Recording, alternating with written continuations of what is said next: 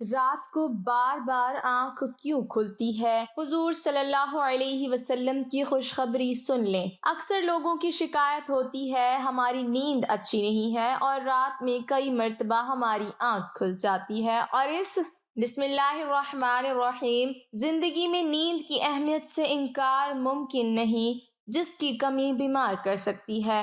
تو مناسب وقت تک سونا لمبی زندگی کے حصول میں مددگار ثابت ہو سکتا ہے۔ ایک رات کی خراب نیند اگلا دن خراب کر سکتی ہے، یعنی کام پر توجہ نہیں رہتی یا غلط کرنے لگتے ہیں۔ تاہم نیند کی کمی سے قطع نظر اکثر افراد کو ایک عجیب مسئلے کا سامنا ہوتا ہے، اور وہ ہے سونے کے بعد آدھی رات کو اچانک آنکھ کھل جانا۔ اللہ تعالیٰ نے رات آرام کے لیے بنائی ہے۔ رات بھر کی پرسکون نیند انسان کو اگلے دن کے لیے چاق و چوبند کر دیتی ہے۔ انسانی جسم کو اللہ تعالیٰ نے ایک توازن کے ساتھ تخلیق کیا ہے۔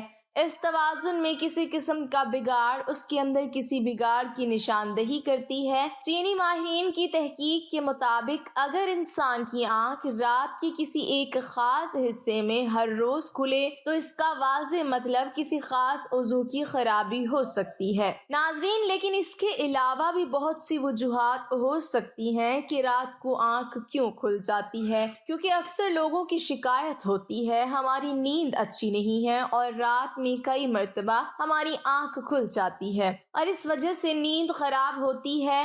ہم میں سے شاید کوئی بھی ایسا نہیں ہے جو رات میں 1-2 مرتبہ جاگتا نہ ہو، کیونکہ سبھی کسی فکر یا پریشانی کی وجہ سے اور کبھی برا خواب دیکھنے پر بھی انسان اچانک بیدار ہو جاتا ہے۔ کیا کبھی اس چیز کا مشاہدہ کیا ہے کہ رات 3 سے 5 بجے کے دوران آپ کی عموماً آنکھ کھل جاتی ہے اور اس لمحے کے دوران آپ اچانک سے جاگ جاتے ہو؟ یقیناً بہت سے لوگوں کے ساتھ ایسا ہوتا ہوگا، شاید ہم نے کبھی غور نہیں کیا ایسا کیوں ہوتا ہے۔ تو آج کی اس ویڈیو میں ہم آپ کو یہی بتائیں گے کہ ایسا کیوں ہوتا ہے، کون ہے جو آپ کو اس وقت نیند سے جگاتا ہے، کون اس وقت آپ کو بار بار پکار رہا ہوتا ہے۔ اس کی وجہ اتنی خوبصورت ہے کہ آپ بے اختیار سبحان اللہ کہہ اٹھیں گے۔ دنیا میں ہر امیر و غریب، نیک و بد کو قدرت کے قانون کے تحت دکھوں اور غموں اور پریشانیوں سے کسی نہ کسی شکل میں ضرور واسطہ پڑتا ہے، اور دنیا مصیبتوں اور غموں اور پریشانیوں کا گھر ہے۔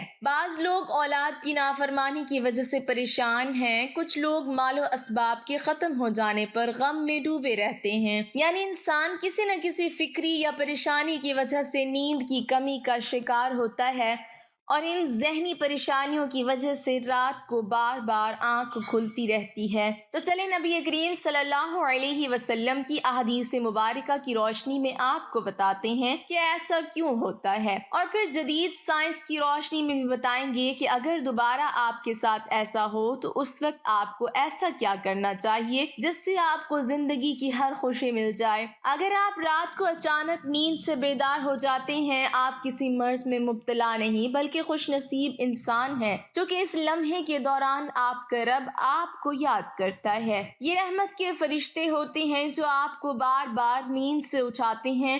رات کے وقت اللہ تعالیٰ اپنے بندوں کے زیادہ قریب ہوتا ہے تاکہ وہ ان کے لیے رحمت اور توبہ کے دروازے پوری طرح کھول دے۔ حضرت ابو ہریرہ رضی اللہ تعالیٰ عنہ سے مروی ہے کہ حضور اکرم صلی اللہ علیہ وسلم نے فرمایا، ہمارا پروردگار ہر رات آسمانی دنیا پر نزول فرماتا ہے، جب آخری تہائی حصہ باقی رہ جاتا ہے تو آواز دیتا ہے، کون ہے جو مجھ سے دعا کرے اور میں اس کی دعا کو قبول کروں؟ کون ہے جو مجھ سے سوال کرے، میں اس کو اس کی مطلوبہ چیز عطا کروں؟ کون ہے جو مجھ سے بخشش طلب کرے اور میں اسے بخش دوں؟ ہے کوئی توبہ کرنے والا، میں اس کی توبہ قبول کروں؟ ہے کوئی سائل جسے میں عطا کر دوں؟ یہاں تک کہ صبح طلوع ہو جاتی ہے۔ اسی طرح ایک اور حدیث مبارکہ ہے، حضرت ابو سعید خدری رضی اللہ تعالی عنہ اور حضرت ابو ہریرہ رضی اللہ تعالی عنہ سے مروی ہے۔ وہ بیان کرتے ہیں کہ رسول اکرم صلی اللہ علیہ وسلم نے فرمایا، اللہ تعالی توقف کرتا ہے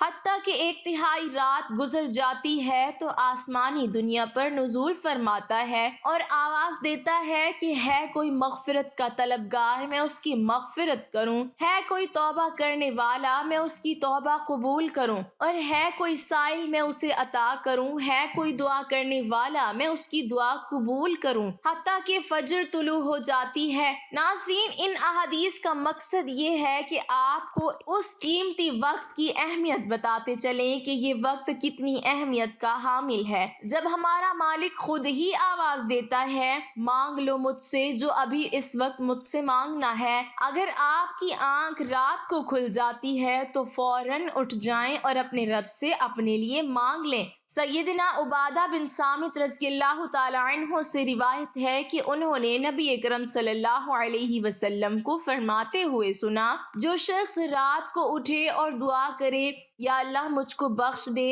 اس کی دعا قبول ہوگی۔ اگر وضو کرے اور نماز پڑھے تو نماز قبول ہوگی۔ یہاں نماز سے مراد نماز تہجد ہے۔ دوسری حدیث سنیے۔ سیدنا ابو سعید خدری رضی اللہ تعالیٰ عنہ روایت کرتے ہیں کہ میں نے نبی کریم صلی اللہ علیہ وسلم کو فرماتے ہوئے سنا کہ جب تم میں سے کوئی شخص ایسا خواب دیکھے جسے وہ پسند کرتا ہے تو وہ اللہ کی طرف سے ہے، اسے اللہ کا شکر ادا کرنا چاہیے، اور اگر اس کے علاوہ کوئی ایسی چیز دکھے جسے وہ ناپسند کرتا ہے تو وہ شیطان کی طرف سے ہے، تو اس لیے اس کے شر سے پناہ مانگے، اس کا ذکر کسی سے نہ کرے تو اس کو نقصان نہیں پہنچائے گا۔ اکثر لوگ برے خواب بیان کر رہے ہوتے ہیں اور تعبیرات پوچھ رہے ہوتے ہیں، تو اس بات کو ملحوظ رکھیں کہ بہتر ہے کہ آپ برے خوابوں کی تعبیر نہ پوچھیں، اور جب کبھی رات کو آنکھ کھلے تو نبی کریم صلی اللہ علیہ وسلم کے ان فرامین پر ضرور عمل کریں، اور اگر آپ کا بستر سے اٹھنے کو دل نہیں کرتا تو پہلی حدیث مبارکہ پر عمل کر کے 2 سے 5 منٹ کے لیے دعا کریں کہ اے اللہ مجھ پر اپنی رحمت فرما اور اس مقدس لمحے سے فائدہ اٹھانے کی ہمت اور توفیق عطا فرما۔ اس وقت میں آپ کو بار بار پکارا جاتا ہے کہ انسان کو جس مقصد کے لیے پیدا کیا گیا ہے اسے پہچانو اور اسے پورا کرو۔ ناظرین گرامی، قرآن مجید میں اللہ تعالیٰ نے اپنے مومن بندوں کی یہ صفت بیان فرمائی ہے کہ وہ رات کے وقت تھوڑا سوتے ہیں اور آخر رات میں مغفرت مانگا کرتے ہیں۔ ناظرین، ہر چیز کے پیدا ہونے اور پرورش پانے کا ایک خاص موسم ہوتا ہے۔ ہریالی اور خوبصورتی بہار کے موسم میں دیکھنے کو ملتی ہے۔ اسی طرح چاند 29 دن کے سائیکل کے بعد پھر سے چکر لینا شروع کر دیتا ہے۔ اسی طرح رات کے پچھلے حصے میں روحانی دنیا کی بہار کا موسم ہوتا ہے، رحمت کے نزول کا وقت ہوتا ہے، اور اللہ تعالیٰ چاہتا ہے کہ بندہ اپنی نیند سے اٹھے اور اپنی خواہشوں کا اظہار کرے۔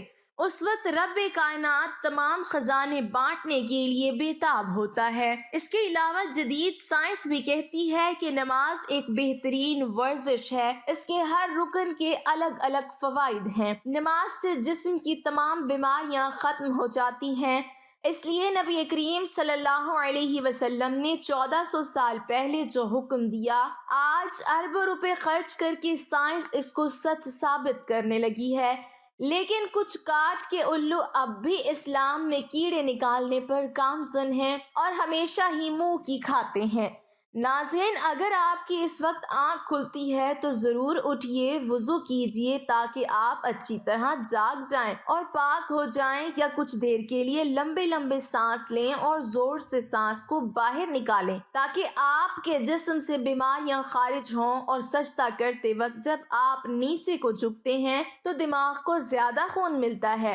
نماز میں سجدے کی حالت میں بندہ مومن کے لیے اللہ کی بندگی کے حوالے سے بہترین حالت ہے، اور یہی دعا کے لیے سب سے اچھا موقع ملتا ہے۔ اور ایسا کیوں نہ ہو، کسی مومن کے لیے اپنے رب کے سامنے عاجزی اور پستی کو اختیار کرتے ہوئے اپنی پیشانی کو جھکانا اور اس کے قدموں میں رکھ دینا بہت محبوب ہوتا ہے۔ اس کے نتیجے میں اللہ تعالیٰ اپنے بندے کو بہترین سے نوازتا ہے اور اپنے قرب کا شرف بخشتا ہے رات کو تہجد کے بارے میں حق تعالیٰ کا ارشاد ہے اور رات کے کچھ حصے میں تہجد پڑھ لیا کرو جو آپ کے حق میں زائد چیز ہے۔ کیا عجب ہے کہ آپ کا رب آپ کو مقام محمود میں جگہ دے۔ مقام محمود مقام شفاعت کبریٰ ہے جس پر قیامت کے دن فیض ہو کر آپ صلی اللہ علیہ وسلم اپنی امت کی بخشش کرائیں گے۔ مذکورہ ارشاد کی روشنی میں مسلمان کو چاہیے کہ رات کو جس وقت آنکھ کھل جائے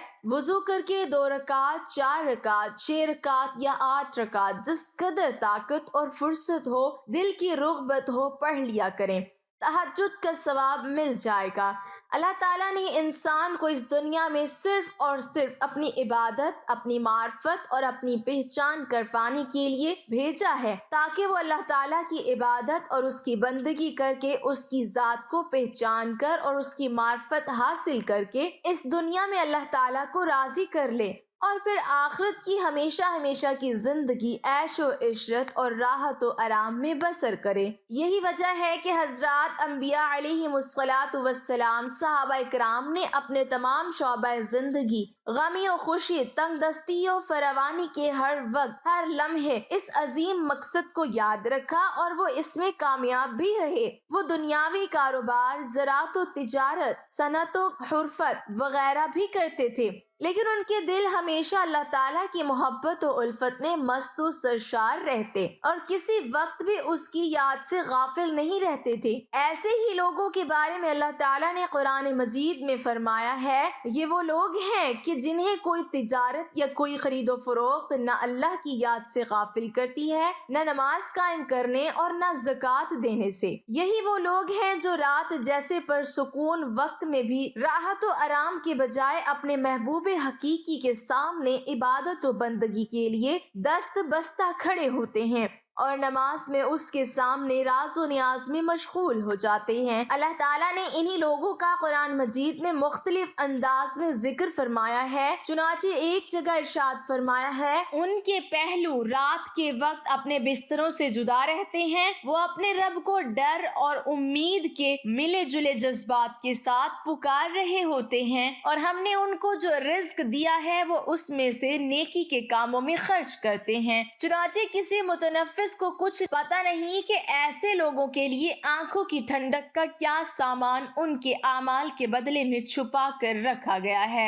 ایک دوسری جگہ ارشاد ہے، وہ رات کے وقت کم سوتے تھے اور سحری کے اوقات میں وہ استغفار کرتے تھے۔ حضرت عبداللہ بن سلام رضی اللہ تعالیٰ عنہ فرماتے ہیں کہ جب حضور اقدس صلی اللہ علیہ وسلم مدینہ منورہ تشریف لائے تو لوگ آپ صلی اللہ علیہ وسلم کی طرف دوڑنے لگے اور کہنے لگے کہ حضور صلی اللہ علیہ وسلم تشریف لائے ہیں، میں بھی لوگوں کے ساتھ آیا ہوں تاکہ دیکھوں کہ واقعی آپ صلی اللہ علیہ وسلم نبی ہیں یا نہیں۔ میں نے آپ صلی اللہ علیہ وسلم کا چہرہ مبارک دیکھ کر کہا کہ یہ چہرہ جھوٹے شخص کا نہیں ہو سکتا۔ وہاں پہنچ کر جو سب سے پہلا ارشاد حضور صلی اللہ علیہ وسلم کی زبان سے سنا وہ یہ تھا کہ لوگوں آپس میں سلام کا رواج ڈالو اور غربا کو کھانا کھلاؤ اور صلح رحمی کرو اور رات کے وقت جب سب لوگ سوتے ہوں تہجد کی نماز پڑھا کرو تو سلامتی کے ساتھ جنت میں داخل ہو جاؤ گے۔ حضرت علی سے مروی ہے کہ حضور اقدس صلی اللہ علیہ وسلم نے ارشاد فرمایا کہ جنت میں ایسے بالا خانے ہیں جو آبگینوں کے بنے ہوئے معلوم ہوتے ہیں، ان کے اندر کی سب چیزیں باہر سے نظر آتی ہیں۔ صحابہ رضی اللہ تعالی عنہم نے عرض کیا، یا رسول اللہ یہ کن لوگوں کے لیے ہیں؟